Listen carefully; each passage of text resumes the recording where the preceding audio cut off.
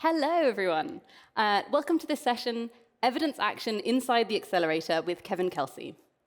I'm Habiba Banu, your MC for this session. Kevin will give a talk followed by a Q&A, so if you do have questions as you're listening, you can submit them on the Swap Card app and upvote your favorites, and I'll be asking a selection of your questions and some pre-prepared questions after the talk. But first, I am delighted to introduce our speaker for today. Kevin is the Associate Director of New Program Development and Cost Effectiveness at Evidence Action, based in Washington, D.C. He leads the team and the process to identify, research, test, and ultimately scale Evidence Action's next flagship program. Prior to Evidence Action, Kevin worked for ID Insight as a Senior Project Manager in Zambia, where he managed a wide range of monitoring and evaluation client services. He's also worked at the University of California, Berkeley, Causal Design, and the Millennium Challenge Corporation, and served 4 years in the US Army, including a 15-month combat deployment to Mosul, Iraq. Kevin holds a master's degree in international development policy from Georgetown University and a bachelor's of science in sociology and global studies from Arizona State University. So please all join me in welcoming Kevin to the stage.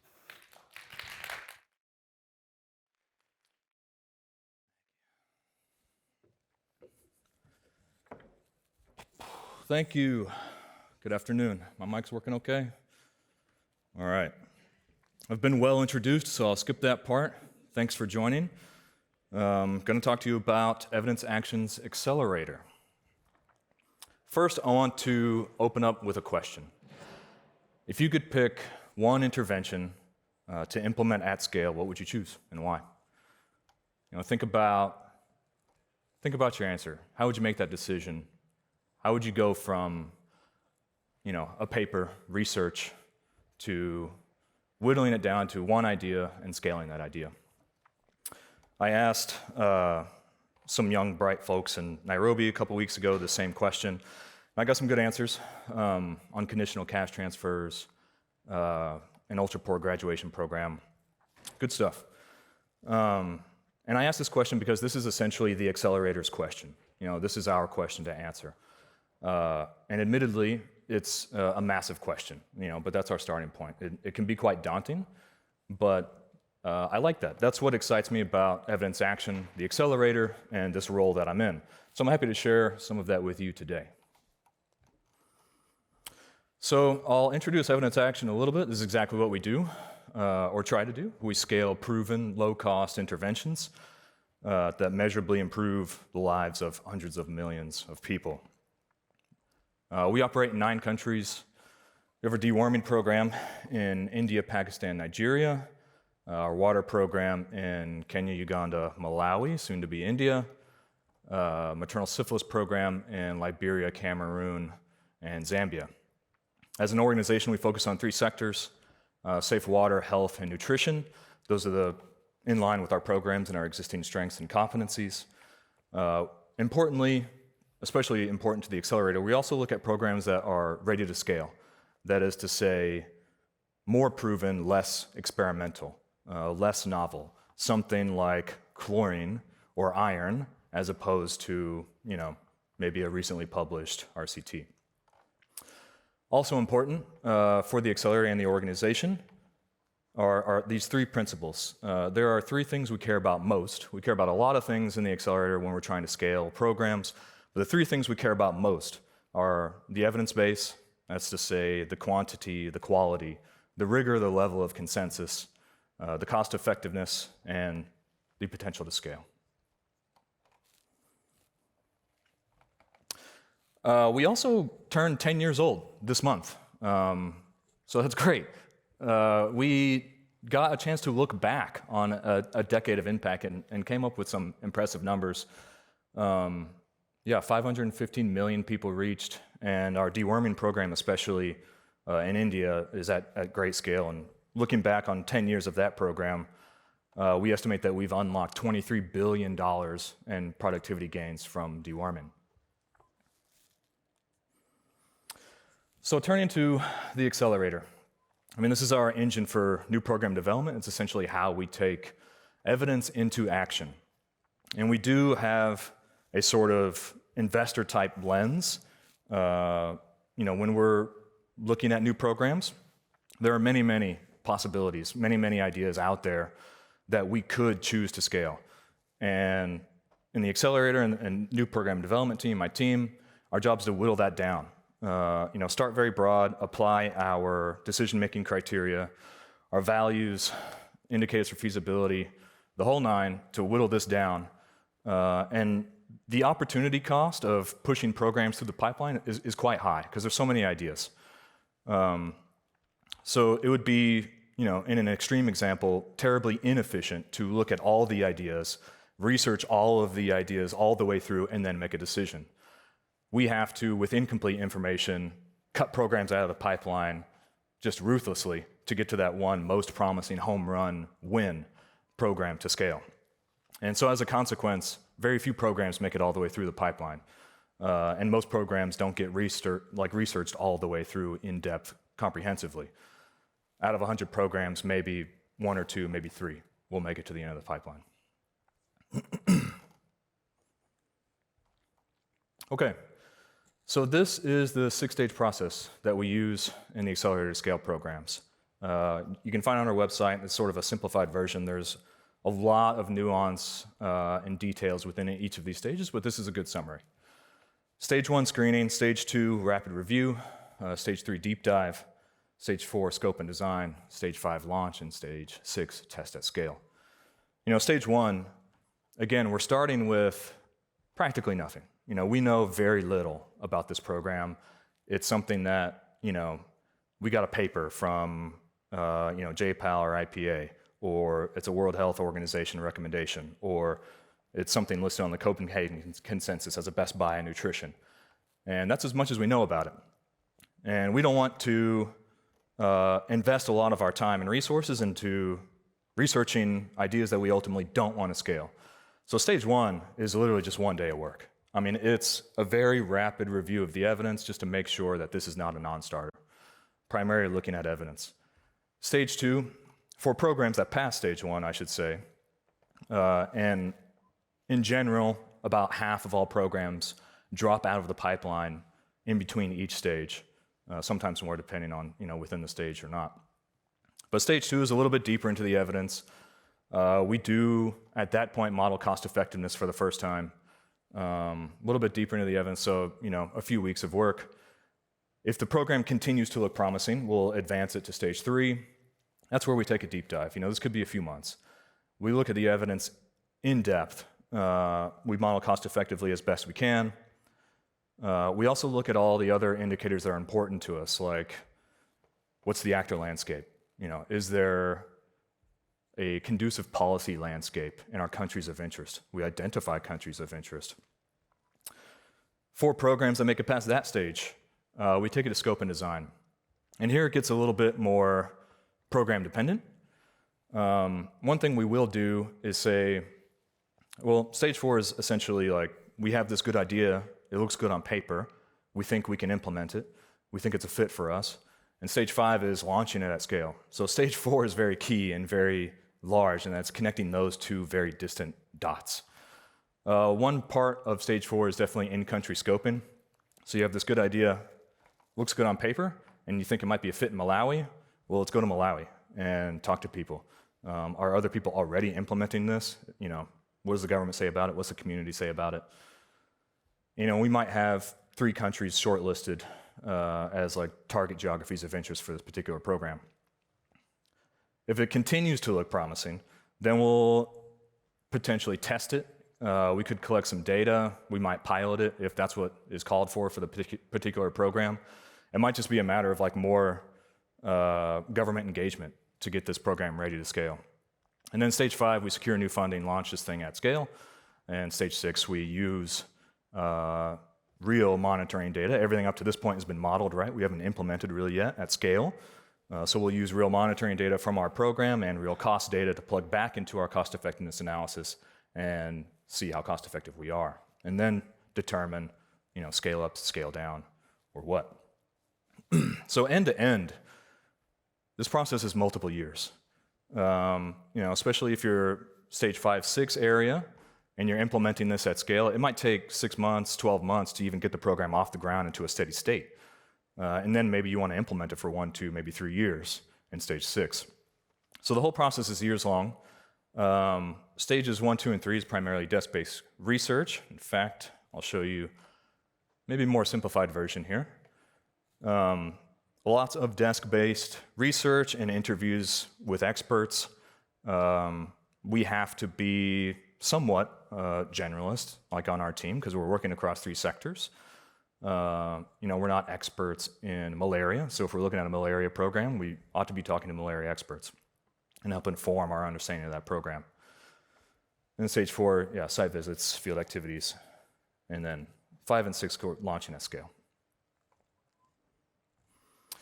I've referenced new program development, so these are the 6 stages of the accelerator process. New program development is the team that is core to the accelerator and primarily involved on these 4 stages. By the time we get to stage 5, we're scaling this program up in Malawi. And me, being who I am, like sitting in DC, I'm based in DC, we have an office in DC, not as well positioned to manage a water program, the ins and outs of day-to-day, week-to-week work in Malawi as our staff in Malawi. So at that point, new program development, that team is a bit more removed from the accelerator programs relative to these earlier stages. All right, so some principles to this process. Most important, allocate bandwidth to the most promising opportunities in the pipeline. Like I said at the top, there's so many ideas, so many possibilities, so many places we could spend our time. We want to be relentless in allocating our limited bandwidth to the most promising opportunity in the pipeline. So we might have, say, a stage 4 program, and we might be on the verge of closing up a pilot and funding that program. I wouldn't recommend taking our time off of that opportunity to focus on stage 1s and 2s. We tend not to conduct stage 1s and 2s just to keep the process going, just to keep the churn going. That would be taking time away from our path to impact for this other more promising opportunity. So that's important. We also hold these formal gating meetings before each stage, and oftentimes during the stage. Again, because we have so many ideas, the key is optimization and efficiency of this process.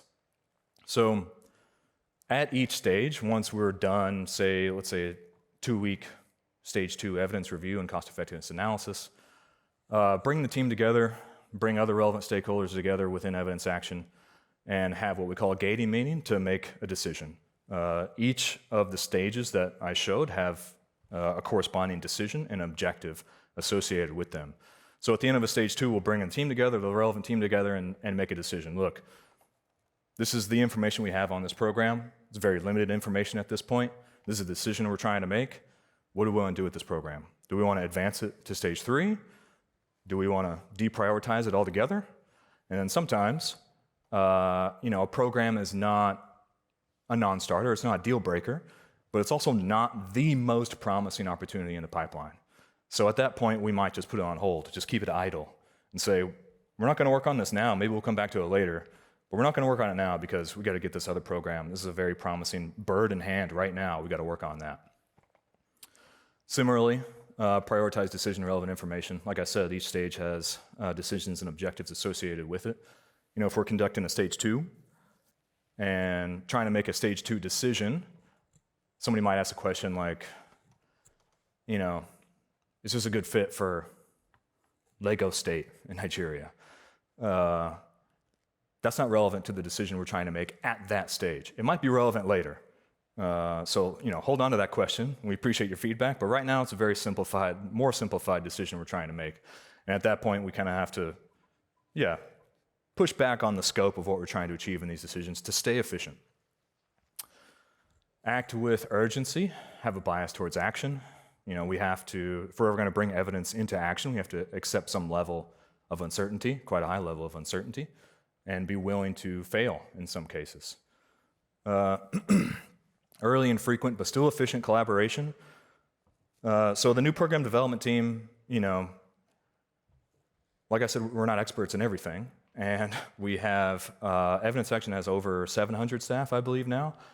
scattered in 9 countries. If we're considering a program for Kenya, then we must talk to our staff in Kenya, like early.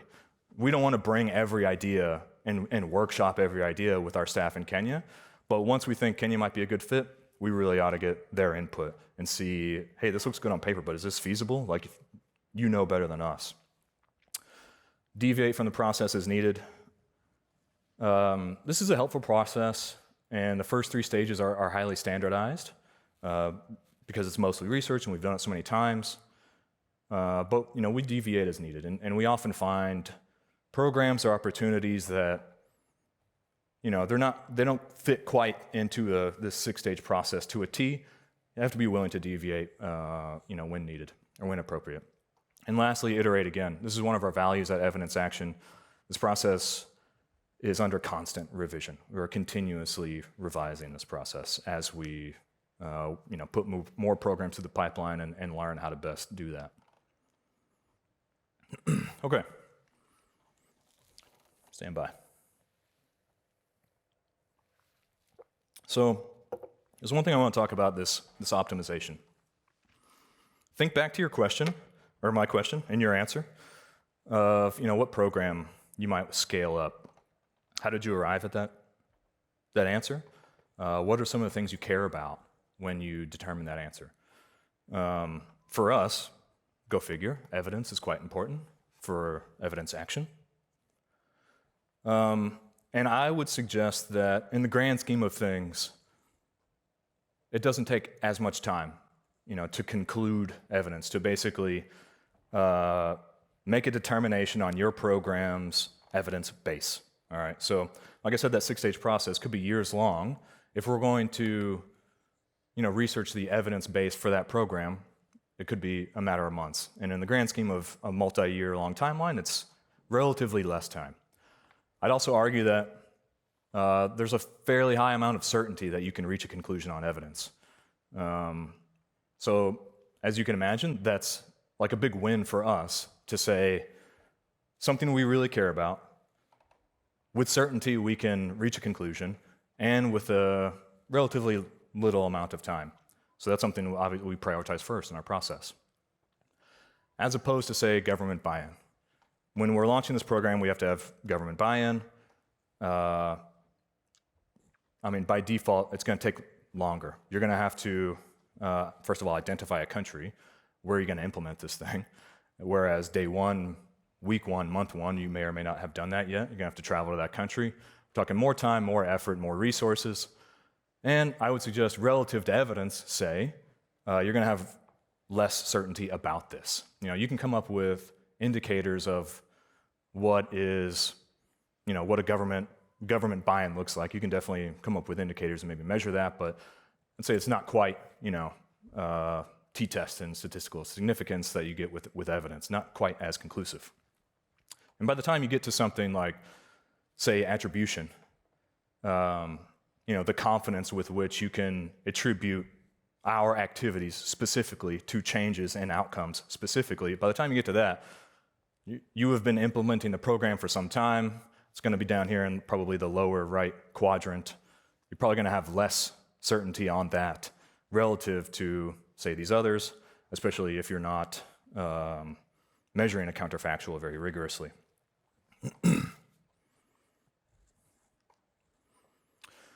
So I've shown 2 examples here that I think are it's an easy example, but at the Accelerator, there's a dozen or more of these data points that we're just trying to optimize on as we move programs through the pipeline. So you have to figure out your decision-making criteria and sequence them for efficiency and according to level of effort, certainty, or maybe some of the other things that you care about.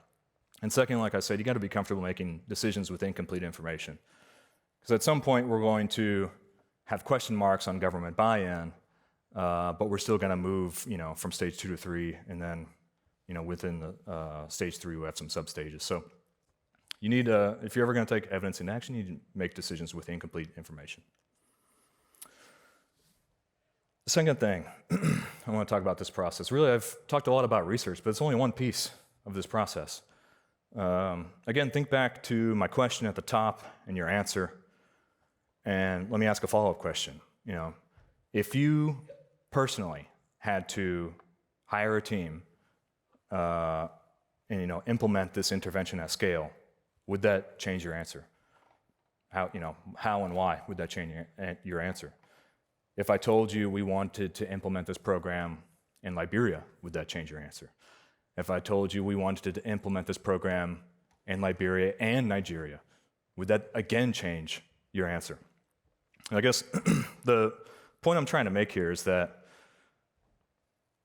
and this is what makes evidence action special and unique in my opinion, is that there's plenty of evidence out there.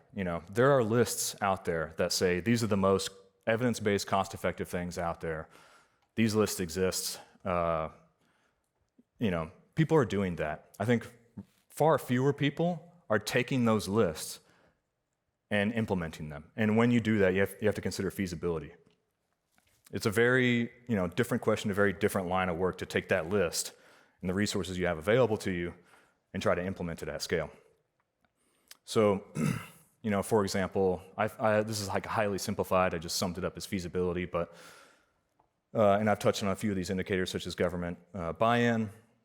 But consider feasibility or fundability, for example. You might have a really great idea on paper. You got all the, your evidence is rock solid, looks highly cost-effective. It's a good fit for Uganda.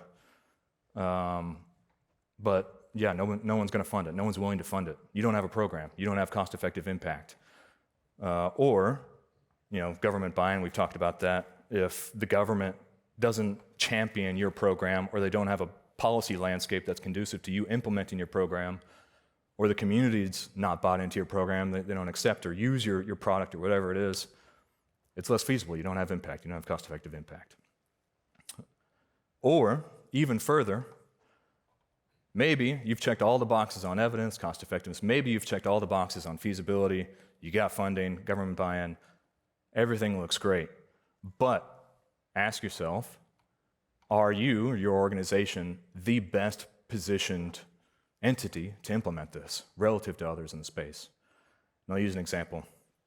BedNets is an easy example. Evidence Action doesn't implement a BedNet program. In my opinion, we're probably unlikely to do so. But there's a lot of great evidence for BedNets. It's highly cost effective, but there's other actors out there that are doing this and doing this very well, right? So why would Evidence Action, attempt to break ground in that when, we could look elsewhere in areas of more neglect and unlock impact that's not already maybe unlocked by existing actors. Okay. Sticking with implementation, I'll use an example. This is an inline chlorination device. That column, that cylinder that you can see. This was a program that came across the Accelerator in the middle of 2020. We piloted this in Kenya in 2022, and we launched this at scale in Malawi in 2022. The pilot was 2021, sorry. If you're unfamiliar with this, this is like a water storage tank for a community in the surrounding, village area. This green pipe, that was the existing pipe. What we do is cut into that pipe, install this bypass, and this column contains tablets of solid chlorine. And as water runs through the pipe, slowly dissolves the tablet of chlorine, and voila, you have treated water in your storage tank. Anybody in the community who uses this water point has safe to drink water. So I'll talk about stage 4. So like I said, this came across our desk and we did our research, and we got to the end of stage 3 where it looked like a good idea, and we knew we wanted to launch it at scale, and that was as much guidance and direction as we had. We had to fill in the blanks. So what we do is focus on, what are the things that are most likely to break in the theory of change, including, not only the activities to outcomes, but your implementation model. And one of the big obvious things we saw was that there's many, many inline chlorination products out there. And if you look at the evidence, they used various products, but there's many options, and we didn't have like a clear answer on which one to pick. So we procured 6 that looked like a good fit for us. Evidence Action has a warehouse in Nairobi. We constructed like a fake or a mock water point with 2 storage tanks. One acted as like the borehole, and one was the actual tank. And we tested these 6 devices over, a couple months. And, we wanted to see how durable they were, how accurately they were dosing the water with chlorine, how easy it was to refill, things like that. We ultimately chose one that was very cheap and open source. Many of the products we used functioned quite well. And another question we had was, and I guess let me clarify that, is with the devices, if we didn't have a viable device, we don't have a program, even though it looks good on paper, right? Another example. So we had another question on the target population. You see these storage tanks all over East and Southern Africa, but there's some, how many are there, right? How many people do they serve on average? Are there, 10,000 in a county, or is there 100 in a county? That matters if you're going to implement a program. At that point, we're talking about economies of scale, right? You want a lot of water points densely populated in one area, so it's going to affect your cost effectiveness. So it's important for us to answer. So what we did was went out and surveyed about 2,500, a little over, water points in 3 countries where we have a dispensers program. And we surveyed things mostly like, is the infrastructure conducive to a device? How many people it served, and if it's already treated with chlorine. Most of the time, they're not. And what we found was, seemed like there's a very large and viable market out there for this. Then what? How do we get this to scale? Next, with this one, we said, well, we should probably pilot this. We've not implemented a program. We've implemented our dispensers program and done it very well with excellence for years, but we've not used this device. So it was quite new for us and our team. And we thought it was safe to pilot this before taking it to scale. So that's what we did, just 67 water points in Kenya. I think this pilot was, 6 or 8 months. It was mostly process-oriented. And what we found was that, the ILC devices worked pretty well. They dosed pretty well at the point of collection. And when we went into the community, into people's households and asked, for a cup of drinking water and tested their water, we found that, lots of people were now consuming chlorinated water when they previously haven't. So after all of this, then we thought, okay, we're sort of out of questions that might break this whole program. We're not completely out, I should say, but we're comfortable with the information we have now that we think we can take this thing to scale. So we did. That program's now at scale in Malawi and scaling in Uganda and potentially India as well. And so this is, just an example of stage 4, but I think the takeaway is that even though stages 1 through 3 are highly standardized in how we conduct research and review evidence, stage 4 is very key to connect those dots from research to scale, and it's also very program dependent. What we did here for inline chlorination, test devices, water point survey, is just irrelevant if we're trying to scale a malaria program. There are no devices, right? So it depends on the program, depends on the critical questions and risks. And once you get to stages 5 and 6, it's about just getting that program off the ground, but also learning over time. So, you might be running this program for multiple years. You're going to want to collect good monitoring and evaluation data, as we do, and just continuously learn and optimize that program on cost effectiveness. So, coming back to the 6 stages, the simplified version,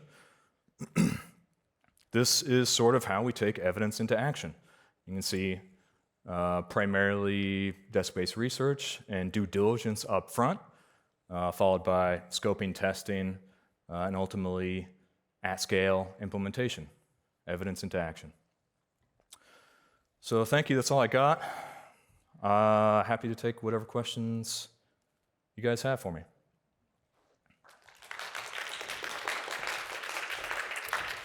Thank you so much, Kevin. Okay, yeah, I would love to dive into some questions a bit more about the specifics of the process that you go through, and then some like bigger picture questions about how, how you see this whole process fitting into other things. So you talked quite a bit about the gates between the different stages. Just curious if you could, and you also talked about sort of some of the different things that are important to you in making the decision. I'm curious about how those decisions happen in those kind of gating meetings. How do you combine up the factors? What's the sort of bar that you're trying to clear at different stages? Yeah, that's a good question. So we have a list of criteria and like by stage guidance on, take cost effectiveness. For each stage, except stage 1, where we don't have a CEA model yet, we say like, this is what, the model should look like, the CEA model. In the very early stages, the early drafts, it's like a 1-year snapshot. We don't have program like cost data because we haven't implemented.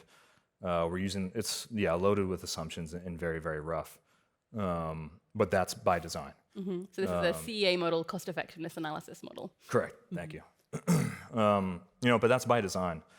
And likewise, because we do this a lot and we put so many programs through here, we have to say like, we have to align internally and say like, this is our expectations for a stage 2 cost effectiveness model. These are our expectations for who's going to plug into the decision, right? So we don't want to, as new program development within Accelerator, make these decisions independently. It's a bad idea. We want input from others, but we also don't, want to waste their time. So that's why these gating meetings are like very important. By the time we get to stage 3, we're not going to have, let's say we're thinking about Kenya for a program. We're probably not going to like have daily meetings with our Kenya staff about this program. That doesn't even exist yet. Like they have other priorities. So we want to respect that. But we do really value like their input on like very key decisions. And so we've developed a framework, a decision-making framework, that basically identifies people and teams that plug into decisions at certain points. We've also identified, like where should we stand on evidence? What criteria, decision-making criteria, are we using in this particular decision? So it's all mapped out.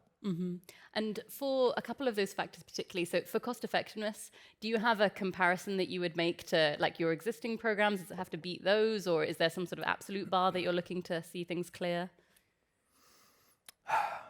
We use a few benchmarks. We have some like informal internal thresholds. We don't live and die by them. Cost effectiveness is one input of many in our decision making. Obviously, we want more. Like we want better cost effectiveness, but it's not the case that we rank things in terms of cost effectiveness and like cut things out below a certain bar. We don't do that. We tend to use like dollars per DALI averted or dollars per death averted.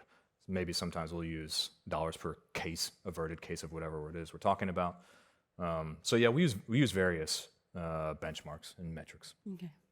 And across this process, is there a handoff point where, sort of, you talked us through the stage 4 chlorination, which seemed like there's a lot of in-country things that are happening. Is it the same team that's doing some of the work here that we're involved in stage 1 to 3, or like, is there a handoff to practitioners, and does it come back again to researchers? I'm just curious about what's happening behind the scenes, who's involved in what bits of the process.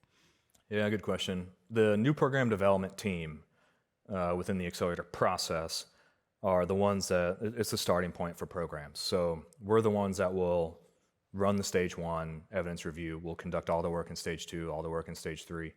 By the time we're taking this to the field, we're less well positioned to just do this by ourselves.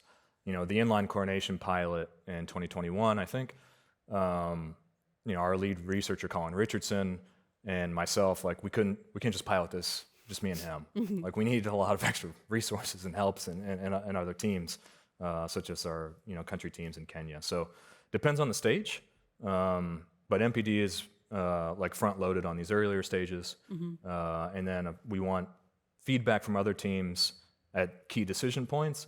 And of course, by the time we get to stage 4, especially 5 and 6, MPD is less hands-on, and our other teams are driving the programs through the stages.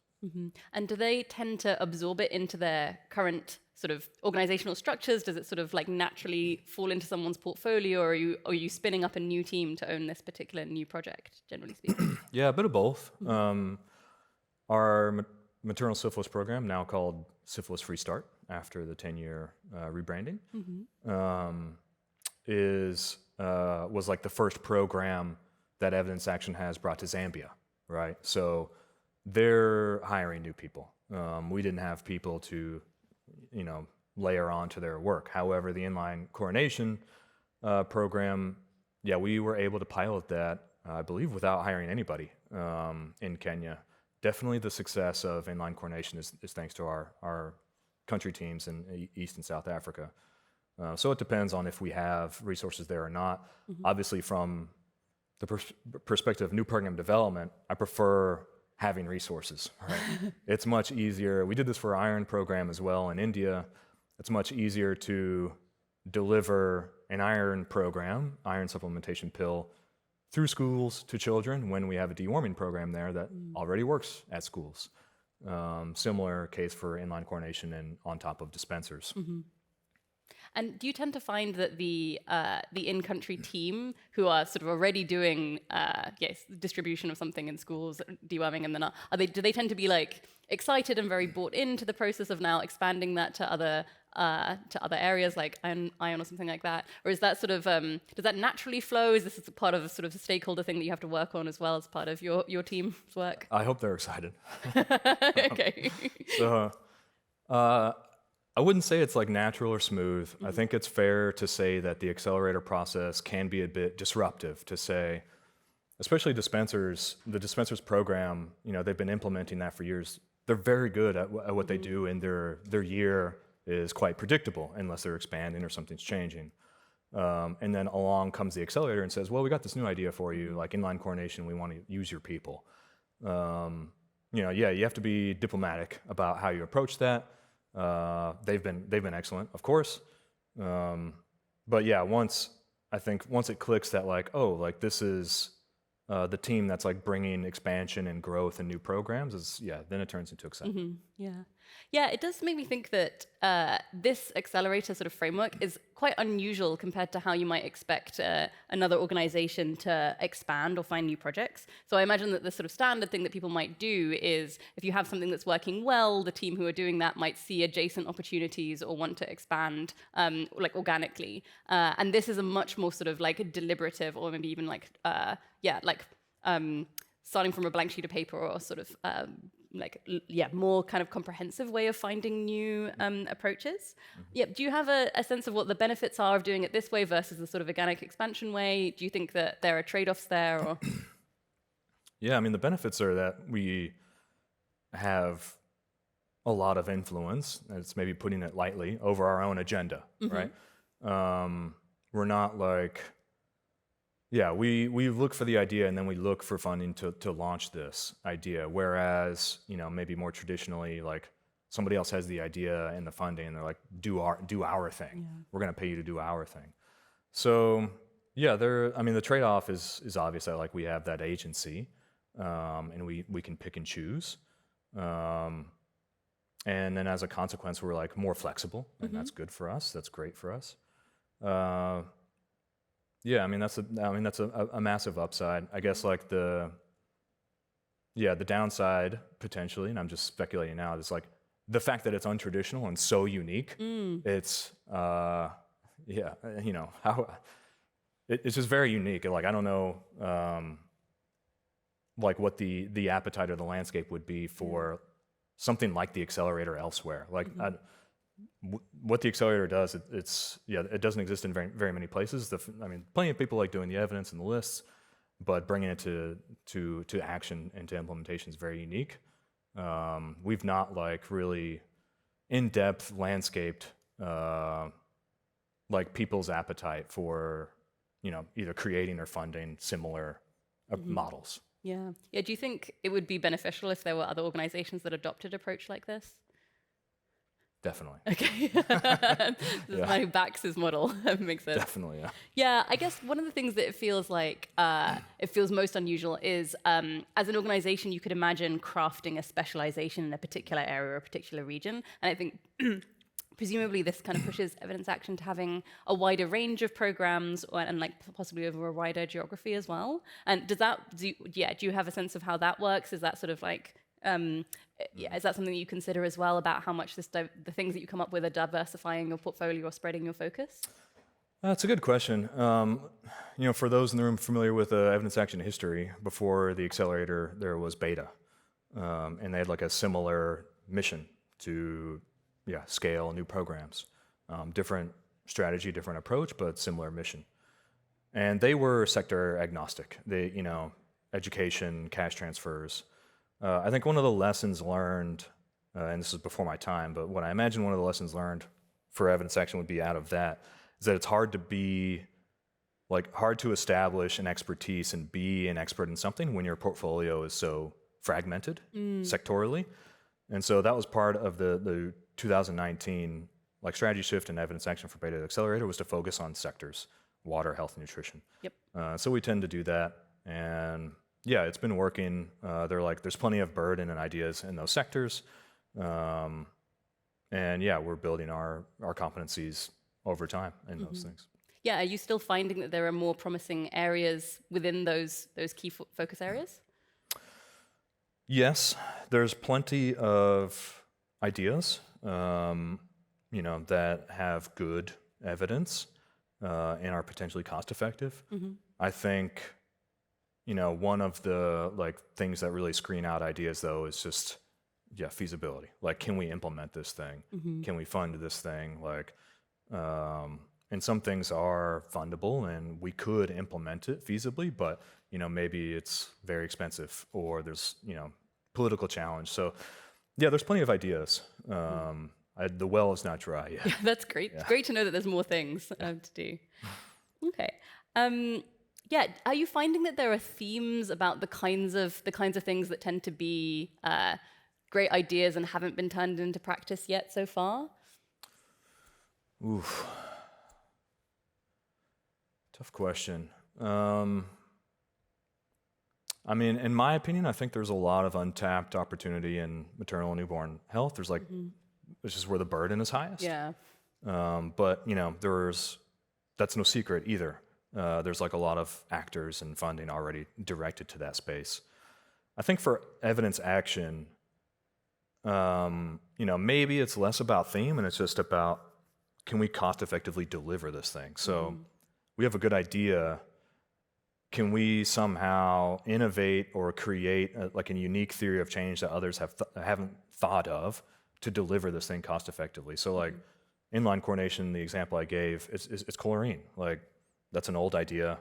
Luckily, I don't think there's a lot of debate out there on the effects of chlorine in averting diarrhea or at least removing pathogens from water. And so it's not about the theme or the idea. It's how can we do this thing cost effectively? And so that's what we came up with in inline coordination. We didn't come up with it. Amy Pickering was the first, the professor was the first source for it, Turning the evidence into action. Correct. And do you ever end up going back to previous ideas? I can imagine that feasibility is the kind of thing that might change over time, even if the evidence base doesn't change as much. Yeah, definitely. Good question. Also, the opportunity cost changes over time, right? So the more programs we put through, if we put 0 programs through the pipeline, we're going to be very quick to pull the plug on that program. If it's not a home run immediately, just move on to the next thing because there's so many ideas. But once you do this for a few years and you put a lot of programs through, your opportunity cost changes over time. You think, okay, this one we saw some challenges and pulled the plug quite early and fast, but maybe let's revisit it. So we do revisit some things. And then do you have it's one of the things that you look at, the suitability of it being delivered by an international or a non-governmental organization as opposed to being delivered by a different actor like a government? Is that something that you consider as part of the assessment or as part of scalability or something? Yeah, there are trade-offs associated with doing this thing ourselves versus working through a government. The key, in my opinion, the key to scale, if you're going to scale something, you're going to have to work through government. and there are trade-offs associated with that. You're going to have less, ability to optimize or learn or change the program design. You're more removed from the program, so you're taking some of your agency away, but that's a trade-off for scale, right? And there's, a number of trade-offs like that. Of course, maybe not of course, but like doing the thing yourself is probably going to be more expensive as well. And, that has cost-effectiveness implications. So it depends on the program. Our dispensers program is a direct delivery program. We're implementing that. Our maternal syphilis program, we're working through the government, ministries of health. And that's for a few reasons. Like, they have existing government infrastructure and existing health system. Like, why would evidence action, need to replace that or add on to it? That's a technical assistance program. So it depends on the program, but there are definitely trade-offs, yeah. And do you also work with other partner delivery, like programs on the ground or other community organizations? Yeah. And again, it depends on the program, and the needs of the program. So our water programs, we're installing devices next to water points. There's going to be some form of community organization responsible for that water point. It might just be like a guy who lives in the village, who's been around that village for a long time. It might be like a more formal, like, water association. And so, we're gonna have to work through and with those people to, implement our program. And do you have a process to avoid overlap with other actors? Do you handle your own logistics and supply chains in sometimes, or sort of coordinate with other people there? Yeah, it's a good question on overlap. And it's a very important question of, like, what's evidence action's value add? What's our comparative advantage over others? And a big part of how we answer that is these in-country scoping trips, where, like, we want to talk to the government, but we also want to talk to other implementers and say, we're thinking about this program. Have you guys also thought about it? Do you have any plans to do that? We don't want to be redundant. We don't want to replicate other efforts. And also, if we're talking about a multi-year program, we need to forecast that. So, hey, Ministry of Health, like, what are your plans for this theme or this sector or this disease over the next few years? Same question for the other actors in the space. And do you end up forecasting your programs, the effectiveness of the programs, or what you might want to be seeing for those? Yeah, we do. When we get to stage 4, late stage 4, we have at that time probably our most sophisticated model, CEA model, but it is still a model. We haven't implemented the program. We don't have cost data. We haven't actually seen, like, the coverage data. We forecast it over however many years it makes sense, and we try to, design the programs like, okay, we're going to scale up. It'll take, 6 months before, like, we're actually implementing this thing, and the next 6 months we're going to see a change in coverage. So we try to model this all out. Yeah, do you have a sense by now, having done this a few times, of how accurately you're able to forecast how things are going to go? I don't. Somebody does. Okay. Yeah. Someone's got the data. Just maybe from a more personal perspective, like, how does it feel when you see something that you've been working on from the sort of stage 1 stage, when it was just like an idea, and then you see it actually happening in practice, and then test, and then at scale? Yeah, proud parent. It's pretty cool. I mean, that's why I came here and to this organization in particular, this role. And like inline coordination again, like a success story coming out of the Accelerator that's like being implemented in Malawi. Like, I don't really engage like much at all with ILC Malawi at this point. Like, that the country team, they got it under control. Like, a lot of people working on the pro and probably don't even know who I am. Like, and that's fine. Your baby's off in the world. Yeah, it's like I just it's kind of cool, but my mind is go for the next thing. Like, what's next? I need to get some more programs out. Yeah, and over the last kind of few years of evidence action, you've been celebrating the 10 years just recently. Are there things that you are the most proud of from that time? I mean, inline coordination was something that, like, we saw from nothing, like Google search result to scale. So that's probably, like, for my tenure and my trajectory, the biggest success story. I'm probably just, most proud of the team, the teams that I'm on, and like the people and their work and what they do, and like their motivation and their spirits. Like I enjoy being around them, and I hope I'm like a good like manager to them. And I'm glad to see them like push through programs, and I'm happy for them. I'm proud of that. And then looking ahead, are there things that you're excited to do more of, or are you looking to change things in any way, or what do you see the future being for the Accelerator? It's a good question. I mean, the well's not dry. Every time we've gone back to the well, we've been able to like get a win and like launch a program. But that said, I do expect longer term, like some sort of change, right? Like maybe it's the way, maybe it's the process. We're always changing the process to an extent, but maybe we dramatically change the process. Maybe we work with partners more. Maybe we change like the type of program. There are like, I went through like a whole list of like trade-offs and optimization in this process. There's plenty of room to change that. Fine tune. Yeah, there's plenty of room to change that, but really it's a question of like, what are you willing to trade off? What are your values? Like, what are you really trying to do? Cost effectiveness, I touched on that example. Like, maybe we do want to live and die by cost effectiveness. I don't think so, but it's an example of things that you could change, but still ultimately achieve the goal of scaling new, cost-effective, impactful programs. Okay. Well, I'll wrap things up there so we have time to get to the next sessions. But thank you so much for that, the talk today. If you do have more questions, Kevin will be doing office hours right now after this session in room 308, so you can carry on and pick his brains more on all of the other evidence action things. But yes, will join me in thanking Kevin for the session today. Thank you. It's a pleasure.